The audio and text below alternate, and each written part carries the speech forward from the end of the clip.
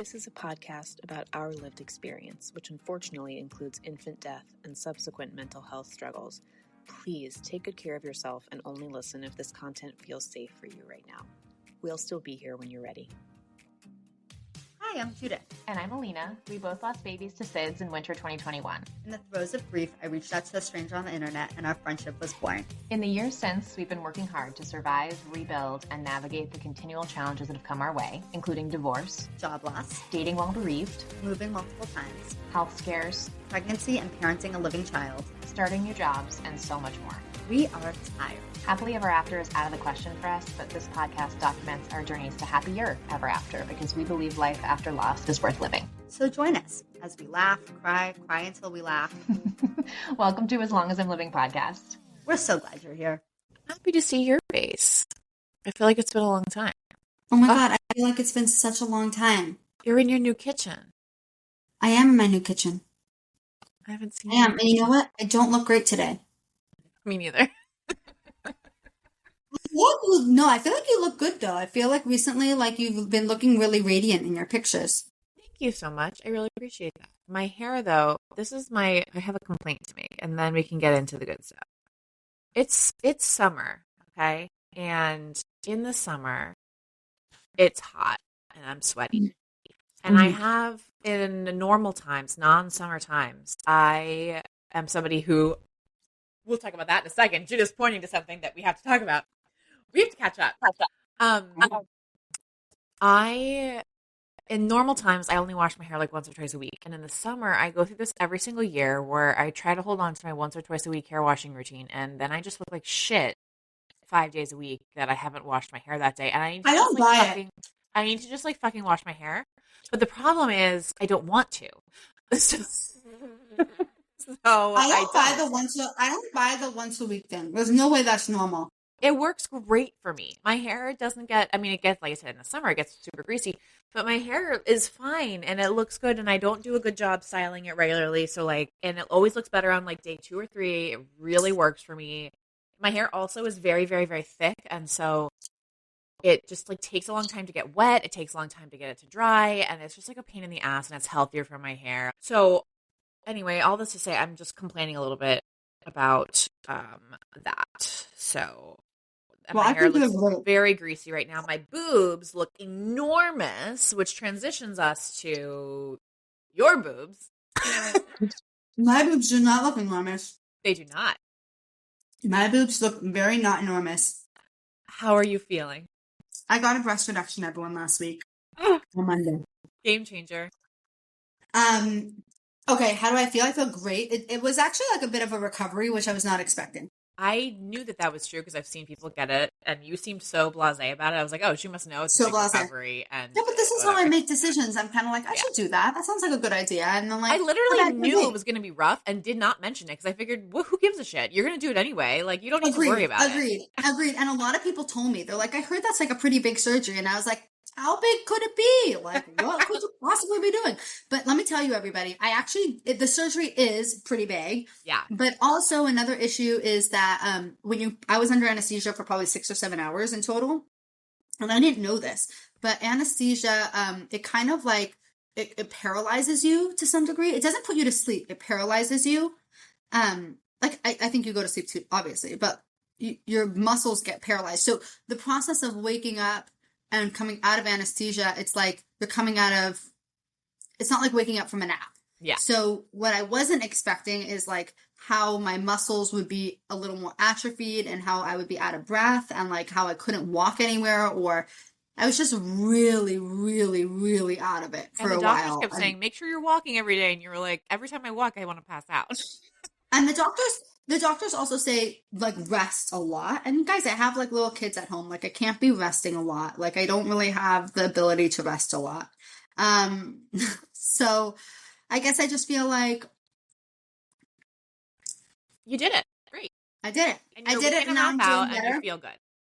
I feel good. I'm going back in 2 weeks. I have to wear a sports bra 24 hours a day for a month, probably even maybe 6 weeks.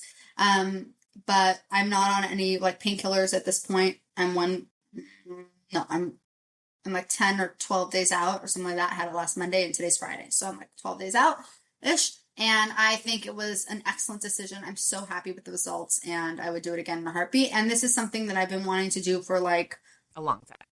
a long time. And actually, that's what I wanted to talk to you about today on the podcast, if you're open to it. I am, but I do think we have one other thing that we have to just briefly touch on before we get into that, which is Taylor Swift has announced a new album. Oh my God. Oh my God. Oh my God. I'm so sorry. We have to fangirl about that for just one quick little And we both second. agree that we're grateful that she's in this era when we're in a happy era. Yes. It would be very annoying if she was in a folklore era and we were in a or even worse if she was in this era like right after our babies died. So really feeling for all of you guys for who just lost babies. Because Taylor Swift really did me a solid. She did Folklore, Evermore, Tortured Poet. All these things were happening while my life was a shit show, and that was really worked for me. And I was playing my husband like the types of songs that I think we're all anticipating are going to be on this new album, Life of a Showgirl. And I was saying, okay, now this is what we're getting now, and it's perfect for my life right now. And I was like, compare this to What a Shame She's Fucked in the Head, which is like the albums that she's been releasing for the last couple of years. And we love it. We love it that she had those. And I think that we needed those. I think that we're going to love this album just like we loved all the other albums. But if I had just lost a child, I'd probably be really upset and I would not listen to this album. And then I'd be upset that I didn't listen to this album. That's okay. If you just lost a baby, go back, listen to Evermore, listen to Tortured Poets Department, listen to Folklore. A lot of good grieving songs. Honestly, go to Midnights, listen to Bigger Than the Whole Sky. There's a lot out there for you. There's a lot of Taylor Swift for everybody. Yeah, there's something for everybody. But we are very excited that we can do Showgirl in our Showgirl. Taylor, we love you. I was really surprised. I feel like I'm always skeptical that she's coming out with a new album because it just feels so fast every time. She's a beast. She's a beast. And there was like some rumor about it, and my friend from work sent it to me, and I was like, I just didn't think so. Like but no, she's a beast. Mm-hmm. She's a beast. Okay, what did you want to talk about today? Okay, so I feel like I've turned a corner in my life. Mm-hmm. I actually felt this ever since my ex and I separated. That the universe has been giving rather than taking. Mm. Now, some people might say, but Judith, that's because like you're making moves to do that. And I disagree. I think I was making moves before to do good things for myself. And I feel like everything felt very difficult, and it still felt like the universe was taking and taking and taking. Do you agree? Like, for you? When, do you feel like the universe started giving? I wouldn't say that. What would you say? I feel like I'm in a wait and see. Say more. I think I do feel like I'm out of the woods with my daughter dying of SIDS slightly. I'm out of the woods of acutely worrying that my daughter's going to have SIDS. I'm not obviously out of the woods of SIDS. I still have to go back to work. There's a lot of shit happening with my job, so I kind of have to wait and see how that's going to all play out. I don't feel like I basically feel like I have a hump to get over, and I don't know if when I look over that hump, things are going to be like super fun and breezy, or if it's going to be kind of Say more. I feel like my job's going to be shitty. Say more. And I might have to get a new job, and that just feels like a lot. Or like we might have to change our child care job plans. I think that a lot of things about having a living child have been not harder than I anticipated, but it just feels hard. And actually, she's not that hard. There were a couple weeks where it was really hard, but she's not that hard. But just it's been hard in our relationship.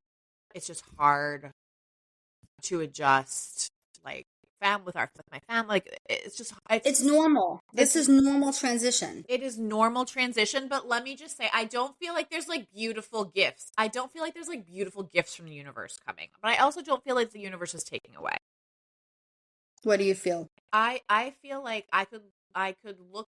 I feel like in the next 6 months there is potential for me to feel like I made it and I'm in happier ever after, and like things are pretty much looking up. But I just have like a bunch of humps I have to get over, so I'm not really in a place to say, yeah, I'm definitely like the universe is definitely handing Abundant. out. Yes, exactly. I don't feel like I'm quite there yet. Have you felt that way at all in any Yes, when chapter I of was your life? falling in love with my husband, I felt that way. Really? Even though it was just after Aiden, I mean, Yes. after Quinn died. It was Yeah. like within that year. Yeah, it was a year after. Yeah. You felt that way? I feel like there was like a year and a half where I felt like things were coming to me. Like I met my husband very quickly. We fell in love. It was so beautiful. Like we had this summer of love at the cabin. We like went out and did things, and I was grieving, but it felt like beautiful grief. And then we got engaged, and that was so special. We bought a house. It was like all this. And then we like started the childbearing like IVF shit, and then Right. it kind of all went to shit. I feel like I'm working really hard for the good things that I'm getting right now. Let me put it that way. I don't feel like the universe is handing it out. Maybe life is balancing. This is just every day. You're not in a stage of Yes. abundance, or what's the opposite of abundance? Dirt? No. No. Opposite Withholding? No. of abundance. Retracting? Maybe we should call it expansion versus Scarcity? retraction. Scarcity. Shortage? Shortage. So right now you're like at a balance between like your efforts are leading to your rewards. And I feel like for so long, for 5 years, for 4 years for sure, it was the opposite. Yeah. I feel like you have been doing the work for a long time and have not been seeing any of the rewards. And saw maybe no now your rewards. rewards are evening out. You're getting your rewards now. I feel that way. And I feel that way since starting with the house that I got. Yeah. That was like the first thing. It was like I wanted a specific thing in a specific neighborhood and a specific everything and a specific. I was very particular with what I was hoping for, and obviously, like there was a lot going on in my personal life, and the timing was like complicated. And I got exactly what I wanted. You did. And it felt like a miracle, like it landed from the sky. And that was the first thing when I was like, wait a minute. Wait a minute. I didn't work very hard and I got this thing. I did not work very hard.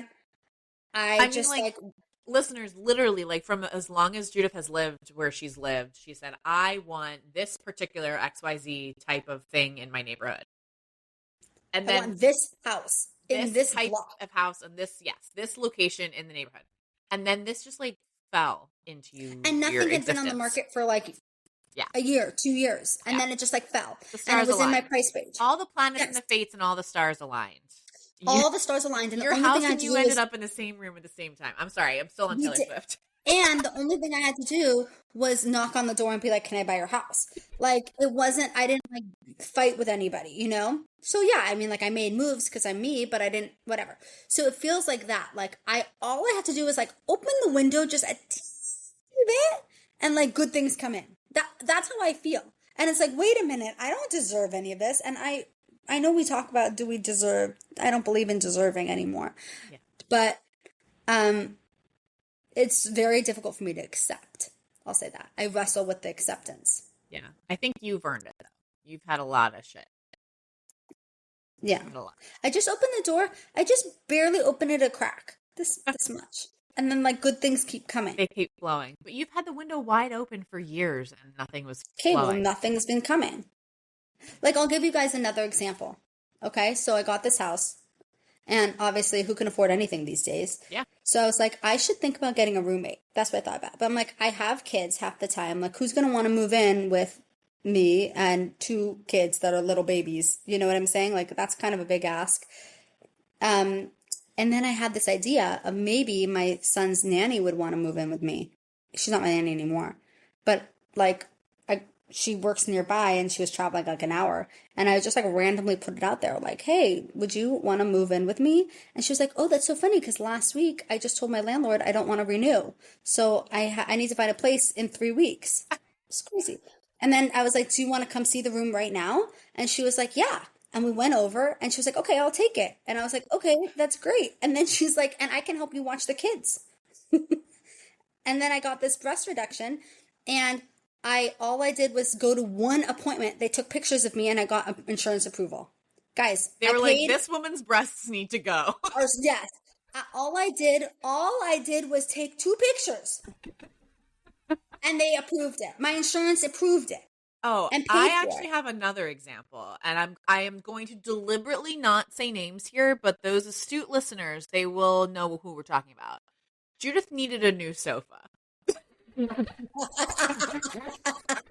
Judith I needed furniture. Needed furniture for her new house, and Judith is always scattering Facebook Marketplace. If you are friends with Judith, she is sending you links. What do you think of this table? What do you think of this? And she sends like 80 links a week. Only 1, maybe 2 are things that she winds up getting, but she's literally constantly looking.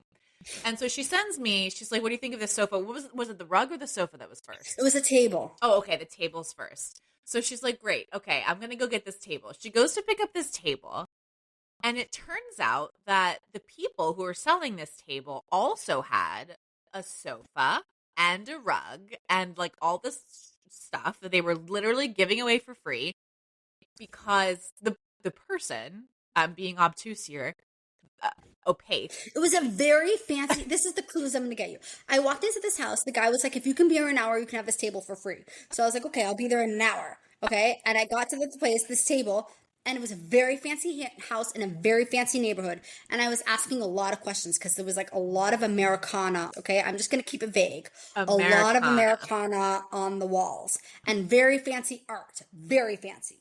Very fancy. And I'm going to make one more clue. And if you get it right, put it in send us a DM. There were a lot of animal pictures. There was a lot of animals going on. Okay. Specifically birds. Okay. Good luck.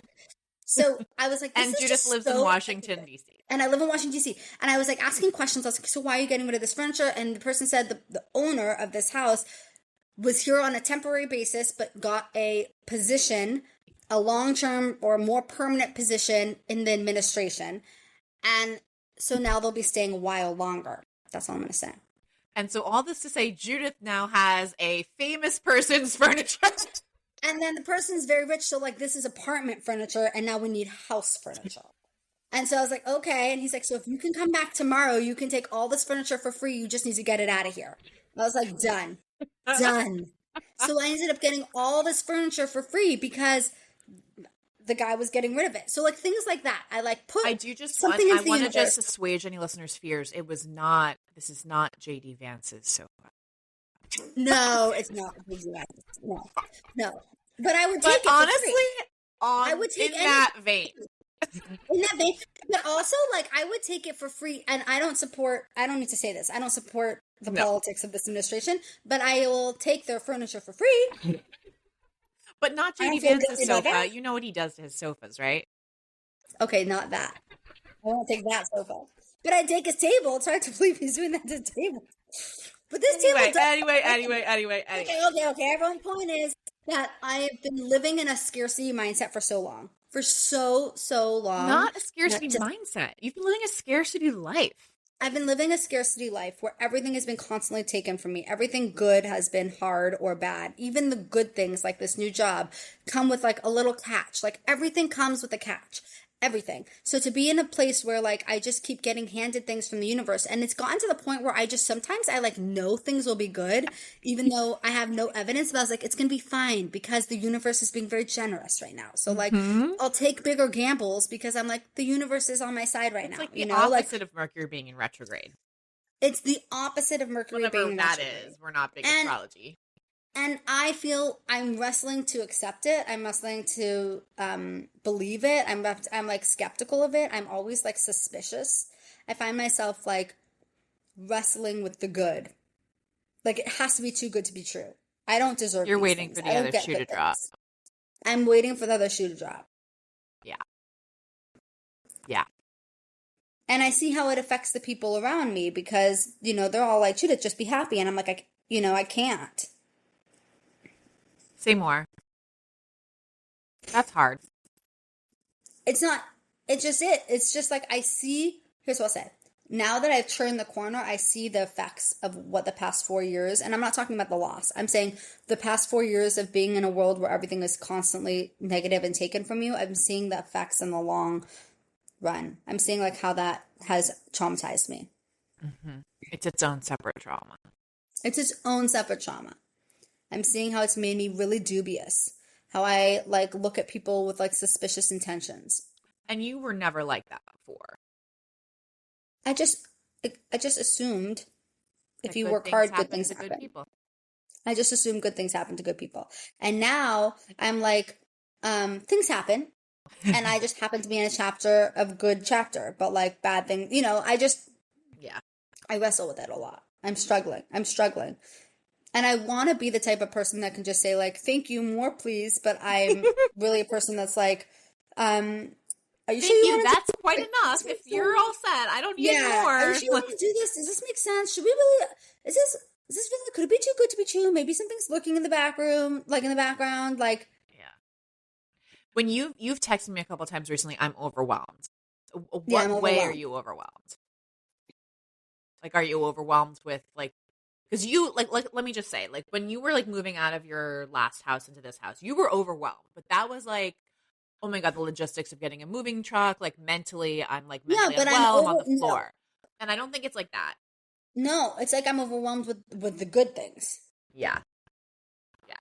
You're like having a hard time metabolizing all the good stuff. I'm having a hard time metabolizing, and it's almost like I do this thing where I like blank it out, like I won't process it, like I'll just shut the door on it behind me. Like something good will happen and I'll just close. I won't want to think about it too much. Yeah. I just kind of want to close the door behind me and focus on like what could go wrong. It's kind of like when you see like an animal and you don't want to like look at it in the eyes because then it'll run away. Like you don't want to like startle it and run away. Oh my God, that's how I feel. Oh my God, Alina, that's how I feel. Yeah. I know I said earlier that I'm not in an abundance season, but I also I am aware that I am in a different season than I was years ago. Whatever, I think I have some, you know, I'm processing and what all this looks like, and it's still hard, but like I'm definitely in a different season. And let me tell you a story that, well, Judith knows this story, but I'll tell all the listeners this story of something that happened recently that I think really illustrates how I am in a different spot than I was. Yeah. Recently I was at a bridal shower and I was seated next to somebody who I thought I didn't know. And, you know, I turned to them and they said, "Oh, Alina, I think we've met before." And I said, oh my gosh, you're right. We did meet, because it turns out I had met her at the bride's, I had visited the bride in college, and I had met this person once at some sorority party in college. And I said, "Oh my goodness, person, we actually have another mutual friend." I said, I know your friend, Angelina.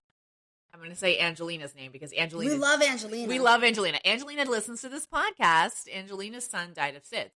So I say to this person, I say, "Oh my gosh, person, we actually also have another mutual friend. I know Angelina because our babies died." This is what I say.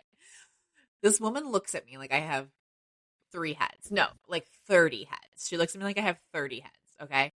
I was like, "Angelina, her baby died of SIDS. Our babies died of SIDS." And she's literally sitting there speechless, like so confused. Does this person have kids? I'll get to that. So Okay. I know nothing about this person except I met her once in college and that we have a mutual friend, Angelina, who's I know because our babies died of SIDS. So I say this to her. She looks at me like I'm crazy. And then I was like, we kind of just like moved on from the conversation. I go to talk to the bride, who's, you know, the person who's invited us all here.